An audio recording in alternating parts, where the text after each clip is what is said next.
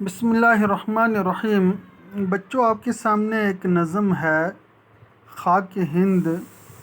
تو نظم خاک ہند کا خلاصہ میں نے لکھا ہے۔ نظم خاک ہند کے شاعر برج نارائن چکبست ہیں۔ یہ نظم حب الوطنی یعنی وطن کی محبت کے جذبے کو پروان چڑھانے اور ہندوستانی باشندوں کے دلوں میں آزادی کا جذبہ پیدا کرنے کے لیے تحریک آزادی کے دوران لکھی گئی تھی۔ تحریک آزادی ہوگی کہ ہندوستان کی آزادی کی جو تحریک چلی تھی اس دوران یہ لکھی گئی ہے۔ شاعر اپنے وطن کی عظمت کو بیان کرتے ہوئے کہتے ہیں کہ ہندوستان ایک عظیم ملک ہے۔ یہ ملک قدرت کا ایک شاہکار ہے۔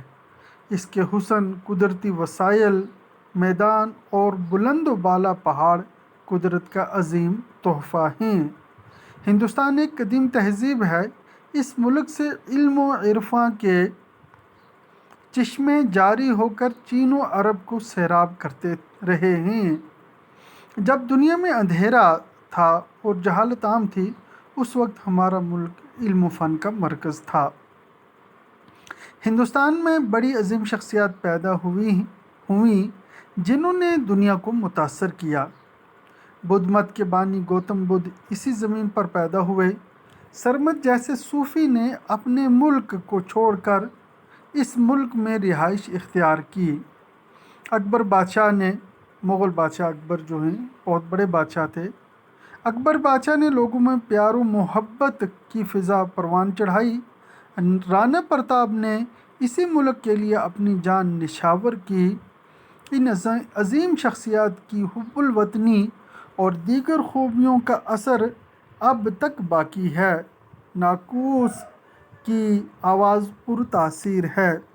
ناقوس کہتے ہیں اس آواز کو جو مندر میں گھنٹی بجائی جاتی ہے، اس آواز کو ناقوس کہتے ہیں۔ اذان کی آواز جنت کی آواز کی کیفیت ظاہر کرتی ہے۔ کشمیر جنت کا نشان ہے اور دریائے گنگا و جمنا شان و شوکت سے رواں دواں ہے۔ اگرچہ ہندوستان کی ہر چیز میں وہی تاثیر ہے، یہاں چہ نہیں لکھا ہے بچوں، آپ لکھ لیں گے۔ اگرچہ ہندوستان کی ہر چیز میں وہی تاثیر ہے جو پہلے تھی، لیکن حوصلے پست ہو گئے ہیں۔ پہلی سی وہ وطن پرستی کا جذبہ نہیں ہے۔ شاعر لوگوں کے دلوں میں وطن کی محبت اجاگر کرتے ہوئے کہتے ہیں کہ اپنے دلوں میں حب الوطنی کا جذبہ پیدا کیجیے۔